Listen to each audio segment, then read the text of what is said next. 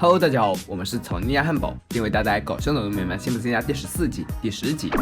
今天有场女子篮球赛，其中有个身穿白色球服的女子特别醒目，2.3米身高让她鹤立鸡群。辛巴想象了一下和她在一起的感觉，那可能就有能力将她送上天品尝月亮的味道吧。大概是为了安慰陪女士前来的男士们，中场休息的时候，女主办方请出了篮球宝贝，这清凉打扮，明晃晃2条腿，简直让在场男士们都垂涎欲滴，更别说感受过美人在怀的老谋子了。他当即冲上去，大胆示爱，没想到篮球头套落掉，里面竟然是老吉尔。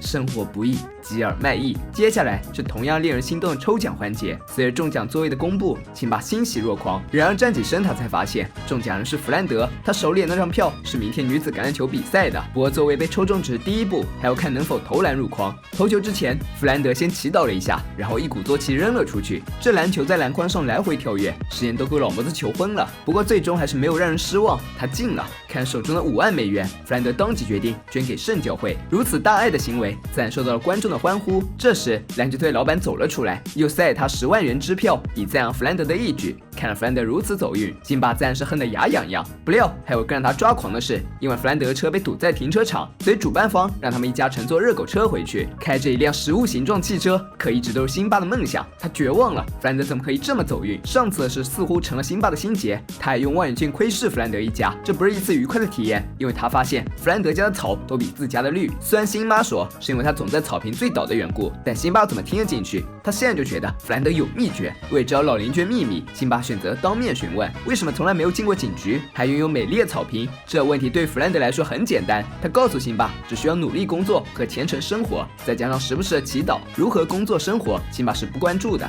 他只听到了最后一句祷告，那很简单。这天，辛巴又躺在沙发上看电视，此时播放的节目无聊透顶，但又找不到遥控器，想直接用电视机换台吧，距离又太远了。于是这时辛巴想到了祈祷，仁慈的上帝啊，给我来2碗海鲜杂烩浓汤，然后再帮我找到遥控器吧。浓汤是没有，不过遥控器找到了，就在沙发下面。换台之后，辛巴舒坦了。下一个节目是猴子奥运会，得分有点低，这位猴子选手大发雷霆，还把手中的鲜花朝裁判砸去。辛巴看热闹不嫌事儿大，还祈祷让花插进裁判的鼻子，没想到还真就让他给说准了。几次祈祷成功之后，辛巴开始对此事深信不疑，在上班地点都摆上蜡烛和上帝的照片。在辛巴的想象中，上帝应是一身白衣，蓄着大气的胡子，旁边坐着的应该是肯德基的创始人，他负责给上帝喂鸡米花。说到这里，辛巴又开始祈祷，希望上帝也能给他来份新式美食。双手离开方向盘后，车子迅速的变了道，这突发状况让后面的软糖车只得急转，不想却撞上了电线杆，热腾腾软糖流了一地。紧随其后的培根车躲闪不及，也跟着遭了殃。然后2车相撞，倒是便宜了辛巴，不仅毫发无伤，还尝到了培根蘸软糖，这份新式美食的味道果然非同凡响。尝到甜头之后，辛巴又致力于将所有不能解决的事全都诉诸上帝，就连小燕做不出作业，他都要祈祷。辛巴很不满意丈夫的行为，上帝又不是什么鸡毛蒜皮都要管，辛巴却觉得是妻子不够虔诚，转头就去祈祷上帝修好堵塞下水道。辛巴懒得再理会他的迷惑行为，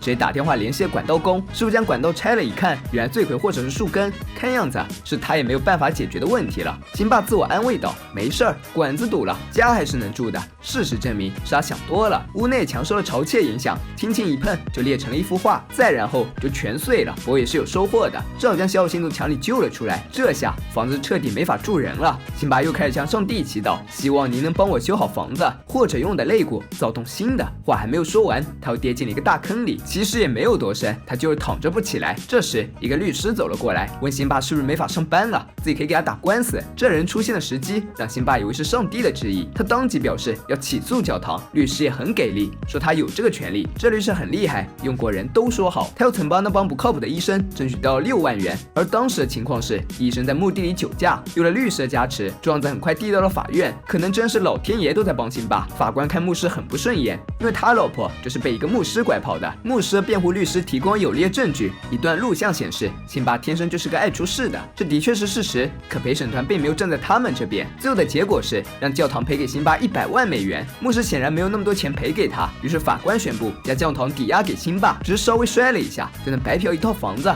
试问这种体验谁不想拥有？教堂现在已经不再是教堂了，而辛普森王国。辛巴携全家一起搬了过去，跟辛巴的忐忑不同，孩子们都挺享受的，毕竟这么大个地方，这么多个房间，开心都还来不及呢。牧师虽然无可奈何，但已成定局，也就乖乖交出了钥匙。他们现在只能搬到弗兰德家住了。这么大个房间，想怎么嗨就怎么嗨。就在辛巴肆无忌惮唱跳时，小新走了过来，说社区中心室里有人，那些人都是戒酒协会的。之前他们就一直在这里互相交流，但现在这个房间已经是新家的狗窝了。我也不用担心没地方去，老谋子可是盯上这些戒酒人好久了。辛妈觉得丈夫的做法实在太不人道了，这句话倒是点醒了辛巴，他决定在教堂举办首届啤酒狂欢节。前来狂欢人很多，在往常的神圣之地，人们得到了前所未有的快乐，但还是有人能够舍弃快乐，追求信仰的。辛妈就和一众人到了保龄球临时教堂，聆听牧师的布道。这里的环境着实不怎么样，不仅能听到打球人的大喊大叫，还有一不小心被保龄球砸中脚的风险，还有些教众都不专心，听到一半跑去抓娃娃。牧师真是被镇上人伤透了心，所以他决定带上行李离开春田镇。对于牧师的出走，最难过的是弗兰德，都把这家伙逼成娘娘腔，捶辛妈胸口了。不过任他怎么发泄，也无力改变这个事实。失去牧师的春田镇，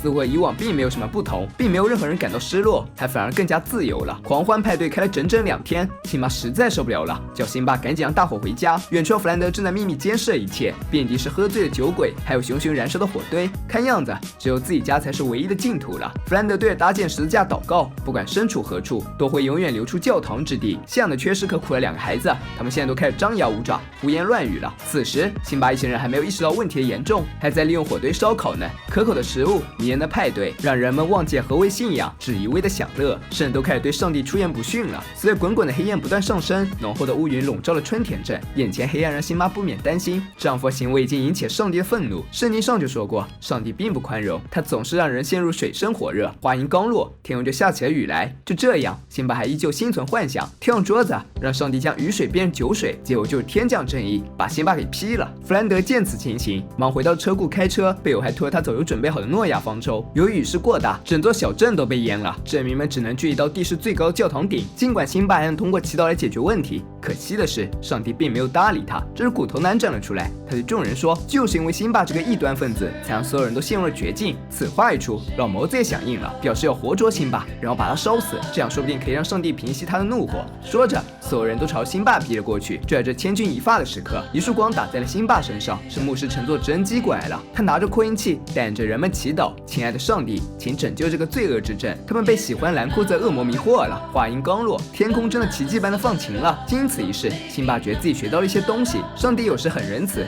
有时也很可怕，但更多的时候都很可怕。亲小妹倒是不关心那个，只是觉得有件事不符合逻辑：油烟跑到了空气里，造成了大雨，把树砍光，又让洪水避无可避。可这突然放晴，虽然怎么一回事？难道说是佛祖吗？或许上帝和佛祖都有吧，毕竟也折腾得够久了。现在上帝要吃鸡米花了。信仰对于人到底有无实在的帮助？或许这真的没有一个明确答案。不过辛巴应该还是有发言权的，毕竟他可以说真的是上帝的宠儿了。无论想要什么，只需要说一声就能实现。可这样无休者满足，最后得到的又是什么呢？人的欲望是永远填不满的，只要给个台阶，他们就能上天。不仅学不会感恩，甚至会将帮助自己的人拉下神坛。或许比起一味的满足别人，让他们懂得如何自食其力才是正确做法。都说一碗米养个恩人，一斗米养个仇人，即使再想要对人施以援助，也不应该让自己被拖入泥沼。